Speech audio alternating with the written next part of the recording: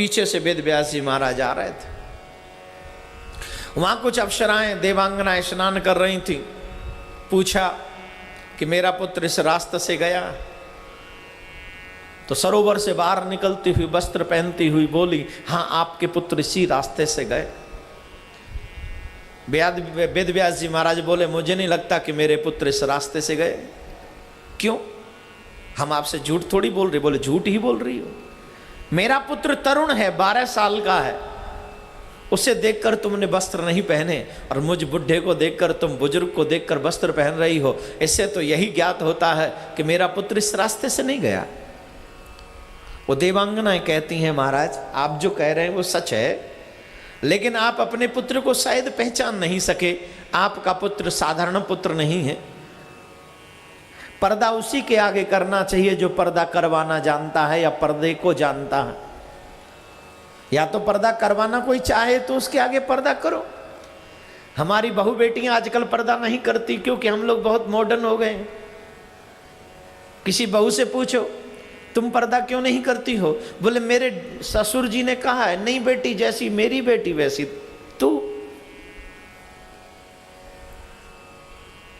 ठीक बात है, लेकिन ईमानदारी से दिल पे हाथ रख के जवाब दो। बेटी और बहू एक हो सकती है? दिल पे हाथ रखना फिर जवाब देना, सही जवाब खुद को मिलेगा। मुझे नहीं चाहिए, तुम दो जवाब। सासू मां लाख कह ले ये मेरी बेटी है बेटी है, पर जब जब लड़ाई होती है तब बहू नजर आती। और बेटी चाहे कितना भी लड़ ले, चाहे अपनी बहू से ज्यादा दुख दे बेटी, इसके बावजूद भी प्यार बेटी को ही मां देती है। डैडी भी देते।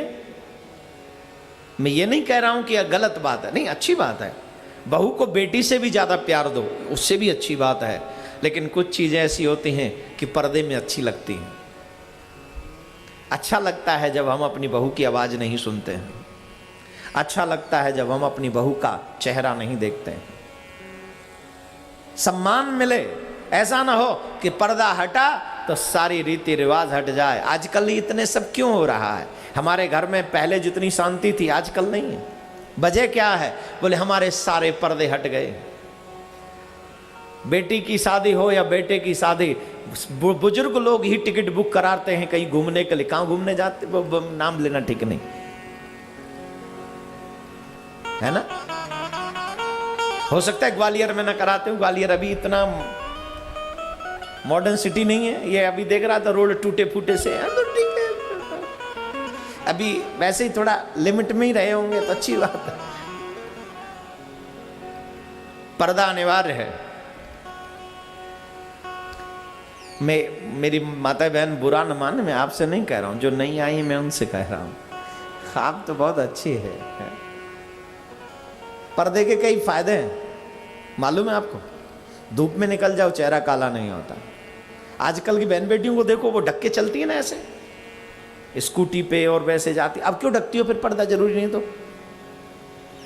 हर एक पर्दे में सेंस था, किसी दुष्ट की बुरी नजर न पड़े आप पे। हमारे समाज की जिम्मेदारी थी। उन्होंने बताया कि तुम्हारा चेहरा, तुम्हारी सुंदरता दुनिया देखेगी तो किसी न किसी की नीयत डगमगा जाएगी। इसलिए तेरी सुंदरता किसी को दिखे ही ना, बस तू देखे और तेरा पति देखे। पर्दे का मतलब यह नहीं होता था कि हम उन्हें पर्दे में अंदर बंद करना। पर्दे में बंद नहीं, अपनी बेटी अपनी बहू की इज्जत बचाना चाहते। हमारे देश में एक समाज रहता है, आप सबको मालूम है, हमारे मुसलमान भाई बहन, उनकी बहन बेटियों को देखो फुली कवर्ड रहती हैं। वो भी तो आप ही के साथ मॉडर्न जमाने में जी रही हैं। मैं बुरा मत मैं कोई ये नहीं कह रहा हूं पर्दा करो, बात पर्दा क्या मतलब है? पर्दा होना ही नहीं चाहिए, लेकिन पर्दे के बहुत बेनिफिट है। जब बाहर धूल उड़ रही होती है तो तेरी आंखों में धूल नहीं जाती, तेरे बाल भी सुरक्षित रहते हैं। पर्दा करेगा तो बाल तो कवर हो गए ना। वैसे बिना पर्दे के बाल खोल के जाओगे तो प्रॉब्लम होती है, धूल बढ़ जाती है, फिर शैम्पू करना पड़ेगा नेक्स्ट डे, और फिर शैम्पू करो, फिर बाल टूटते हैं। बहुत प्रॉब्लम है, बहुत सारी प्रॉब्लम से सेव की है पर्दा। ये तो मैं आज की सुविधा बता रहा हूं, और इन सब चीजों को हमारे बुजुर्ग पहले जानते थे जिन्होंने पर्दा शुरू किया। कई लोग कह देते हैं हमारे ससुर जी ने हमसे ऐसा कहा, या इसने ऐसा कहा, उसने ऐसा कहा। पर्दा कंपलसरी होता था पहले, आजकल नहीं। आप पर्दे की मर्यादा जानते हो, इसलिए हम आपको पर्दा कर रहे हैं आपके आगे। लेकिन आपके जो पुत्र हैं ना, सुखदेव जी, वो बहुत बड़े त्यागी हैं। उन्हें स्त्री और पुरुष के बीच का कोई अंतर वो जानना ही नहीं चाहते। उनकी नजरों में सब मिट्टी है। एक स्त्री का मिट्टी का पुतला बनाओ, एक पुरुष का मिट्टी का पुतला बनाओ, दोनों को फोड़ दो और उस मिट्टी को मिक्स कर दो, तो क्या होगा? पता चलेगा कौन सी स्त्री का पुतला है, कौन सा पुरुष का पुतला है, या दोनों में से किसकी मिट्टी है, पता चलेगा? जवाब दीजिए, चलेगा कि नहीं? नहीं, बिल्कुल भी नहीं चलेगा, क्योंकि मिट्टी तो मिट्टी है। वैसे ही मेरे भाई बहन, मेरे परमात्मा ने जिस मिट्टी का इस्तेमाल इस इंसान को बनाने के लिए किया, उसी मिट्टी का इस्तेमाल पुरुष के लिए, उसी मिट्टी का इस्तेमाल स्त्री के लिए, बस आकार बदल दिया। एक को दाढ़ी मूछ दे दी, दूसरे को नहीं दी।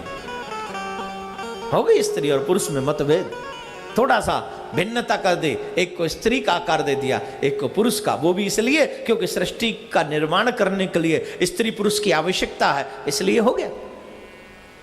लेकिन दोनों जल मर जाएं, मरने के बाद चिता में जल जाएं, जलने के बाद जब दोनों की राख को पूछो इनमें से स्त्री कौन है, पुरुष कौन सा है, तो ये पांचों तत्वों में विलीन हो गया। पांचों तत्वों में अब कोई स्त्री पुरुष नहीं है। आत्मा न स्त्री है न पुरुष है। इसलिए जो पर्दे की मर्यादा रखे उसी के आगे पर्दा करना चाहिए। वो जानते ही नहीं स्त्री पुरुष में अंतर क्या है, इसलिए नहीं किया। आप चाहते इसलिए पर्दा कर लिया। और मैं ग्वालियर में आके बहुत हैप्पी हूं, यहां पर बहू बेटियां आज भी पर्दा करती है।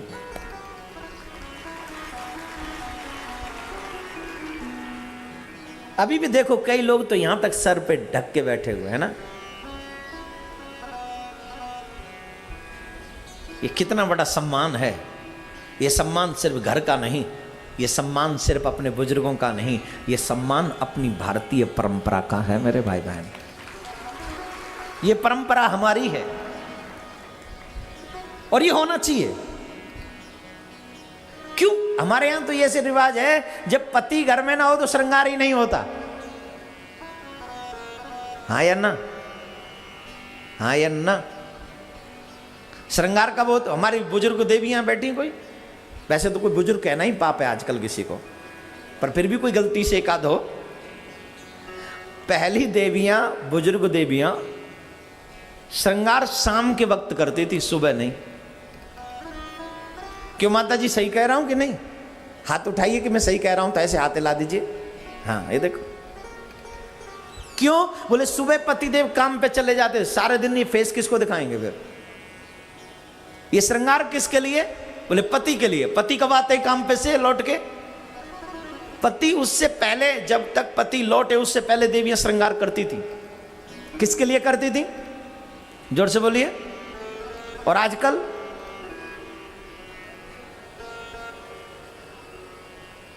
आजकल कब करती है मेकअप या श्रृंगार? I don't know really.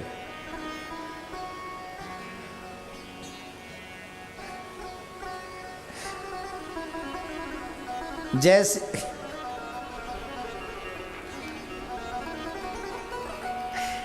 बस राधे राधे बोलो जोर से।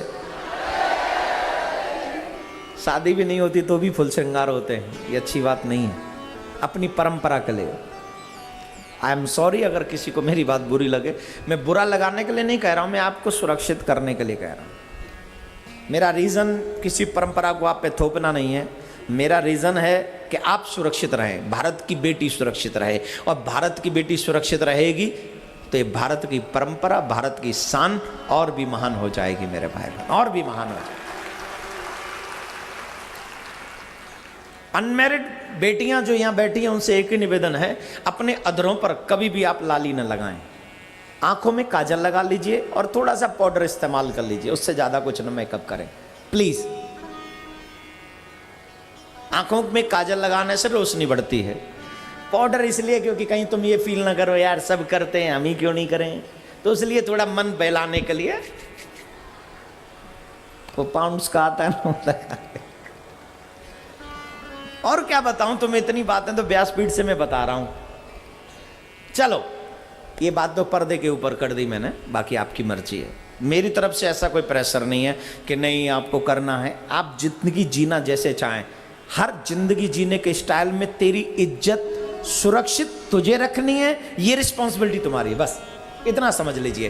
तेरी वजह से, तेरे एक कर्म की वजह से तेरे माँ बाप का सर न झुके, तेरे सास ससुर का सर न झुके, ऐसी जिंदगी तुम जी कर चले जाओ तो तुम्हें देखकर परमात्मा भी खुश होगा, बस ये समझ लो। वेद व्यास जी महाराज वहीं से लौट आए कि जब मेरा इतना बेटा ज्ञानी है तो अब वो लौट के आने वाला नहीं। लौट आए, उदास हुए, देवर्षि नारद आए और देवर्षि नारद ने पूछा तुम इतने उदास क्यों व्यास जी महाराज? बोले इतना सब कुछ किया फिर भी मन तृप्त नहीं है महाराज, इतने पुराण लिख दिए मन भी फिर भी अशांत है मन में। अब क्यों अशांत हो? बोले इसीलिए पता नहीं, मन शांत नहीं। तो नारद जी महाराज ने कहा एक ग्रंथ लिखिए, उस ग्रंथ की रचना करिए और उस ग्रंथ में भगवान श्री कृष्ण के बाल चरित्रों का वर्णन करिए। ग्वालियर वालों ध्यान से सुनना, भागवत सुनने से कृष्ण प्रेम उदय होता है। अगर आप भागवत नियम के साथ सातों दिन सुन लें, कृष्ण प्रेम ना हो ऐसा हो ही नहीं सकता। कृष्ण प्रेम तुम्हें हो ही जाएगा। पिछली बार भी जब मैं ग्वालियर में आया था, हमारे जजमान ने कथा कराई थी, उस समय भी मुझे काफी यंग बच्चे मिले और कहा महाराज वृंदावन में रख लो, अब ग्वालियर में रहने का मन नहीं है। कथा सुनने के बाद अब वृंदावन मन में रकड़ता है कि वृंदावन में बसा जाए और शेष जीवन वहां बिताया जाए भगवान का प्यार पाने के लिए। तो कितना बड़ा प्रेम हो गया। 7 दिन की भागवत ने जीवन बदल दिया। तुम्हें होगा ही होगा। अगर तुम संसार की किसी वस्तु को पाने के लिए अगर कथा ना सुनो तो तुम्हें कृष्ण प्रेम होगा ही होगा, होगा ही होगा, इसमें कोई संदेह नहीं।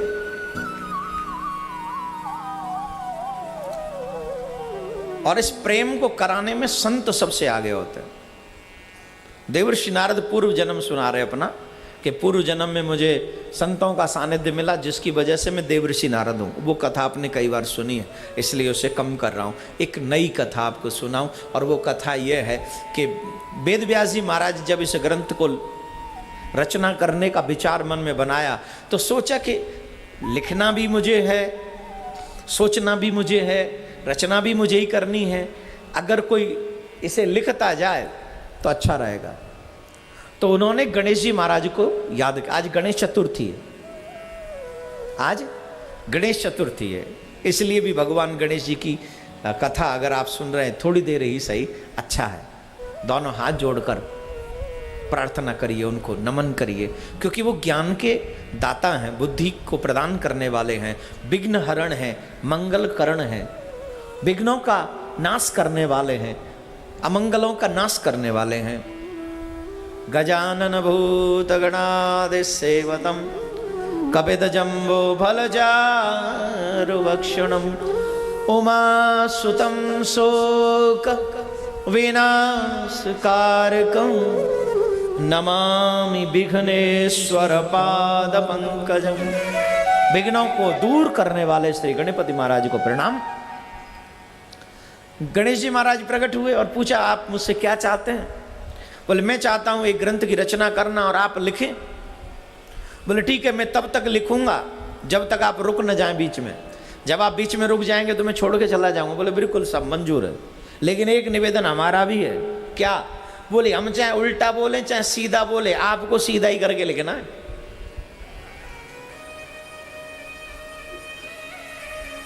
अब समझे क्यों? बोले आप बुद्धि के दाता हो। कहीं ऐसा हो ना आपको जाने का मन करे और आप हमारी बुद्धि फेर दें और हम कुछ भी लिख दें तो हम रुक जाएं सोचने पे। हम सोचने रुके तुम चल दो बोले जी, तो हम रुकेंगे नहीं, हम कुछ भी बोलते जाएं, आपको सीधे करके लिखना है। बोले ठीक है मंजूर है। गणेश जी महाराज ने स्वीकार किया। और जब जब वेद व्यास जी महाराज को थोड़ा सा टाइम चाहिए होता था ना, तब तक कुछ न कुछ ऐसा ही बोलते थे वो, जिससे वो गणेश जी सोचते थे इसे सीधा कैसे करूं, और फिर उसे सीधा करके उसे उचित करके, वो जानबूझ के करते थे वेद व्यास जी महाराज।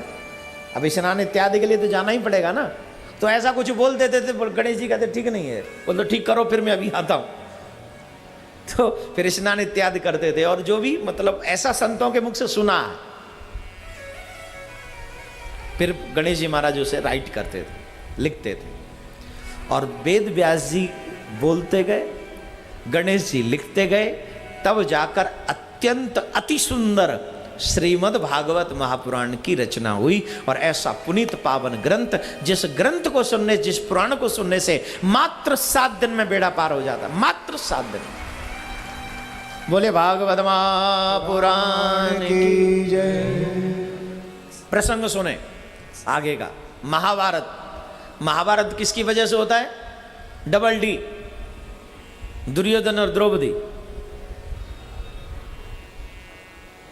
डबल डी है ना, दुर्योधन, डी फॉर दुर्योधन और डी फॉर द्रौपदी। द्रौपदी जो बिना सोचे समझे बोल दे तेरा बाप भी अंधा और तू भी अंधा। जितनी भी देवियां यहां पर बैठी हैं, I request all of you, आप सबसे प्रार्थना है, जब भी अपने बड़ों के आगे बोलो या घर में कुछ भी बोलो, पहले सोच लो इसका साइड इफेक्ट क्या होगा। वैसे तो हर एक व्यक्ति को सोचना चाहिए बोलने से पहले, पुरुष भी क्यों ना हो। बिना विचारे जो करे सो पाछे पछताए, काम बिगाड़े आपनो जग में हो बिना विचारे कोई बोलना नहीं चाहिए, कोई कर्म नहीं करना चाहिए। पहले सोचो समझो फिर उसे डन करो। बोलना है, कई लोग मैंने देखा है बड़ा गाली गलौज कर देते हैं। रोड पे चल रहे हैं, रास्ता पूछ ले कोई, तो रोड पे भी बाइक ऐसी चलाएंगा जैसे वो किसी को गाली देते हुए जा रहे हो। कई बच्चे तो आपको ऐसे मिलेंगे गाड़ी चलाते हुए, वो अपने माँ बाप को गाली देते हुए जाते, मानो तुमने हमें पैदा ही क्यों किया, हम तो मरेंगे ही रोड पे, औरों को भी मारेंगे। उनका गाड़ी चलाने का स्टाइल देखो, हाँ या ना। बाइक चलाते, बाइक, ओ बाप रे बाप, ऐसे समझो जैसे बाइक ते दुश्मनी मोल ले रहे हो बाइक से। तेरे तू इतनी महंगी क्यों आई है, तुझे ही देखूंगा, किसी खंबे में ठोक दूंगा तुझे। बाइक तो बाइक भाई, मूडी आदमी, पैसे वाले की औलाद है, और नहीं आ जाएगी, ठोक दिया। अब बाइक कम ठुकी, जे गए हॉस्पिटल, घर वाले बोले बेटा बाइक का कुछ भी हो जाए, I don't care but please careful. अरे डैडी यू डोंट नो, सोचा तो यही था कि बाइक को ठोक दूं, खुद ही ठुक गया। बिना विचारे तेज स्पीड से गाड़ी चलाना नौजवानों के लिए नुकसानदायक है। जितने भी नौजवान बच्चे यहाँ पर बैठे हैं, एकदम ध्यान से सुन लीजिए, जब तुम इस दुनिया से जाते हो तो एक घर दुनिया से चला जाता है, एक परिवार दुनिया से चला जाता है। इसलिए कंट्रोल योर पैशन प्लीज।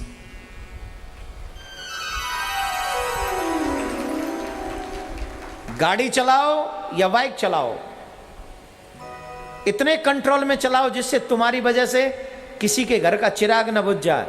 ये तुम में तमीज होनी चाहिए, या किसी की वजह से तुम न बुझ जाओ, दोनों ही जरूरी है ना। तुम भी तो किसी के घर का चिराग हो। मेरी बात को हंसी में मत ले जाना। भागवत में बाइक चलाना, हाउ टू ड्राइव, ये नहीं सिखाया जाता है। How to drive a bike ये थोड़ी सिखाया जाएगा, लेकिन मैं सिखा रहा हूं as a your well wisher. मैं तुम्हें बता रहा हूं लीक से हटके। क्यों? क्योंकि मैं तुम्हारा भला चाहता हूं।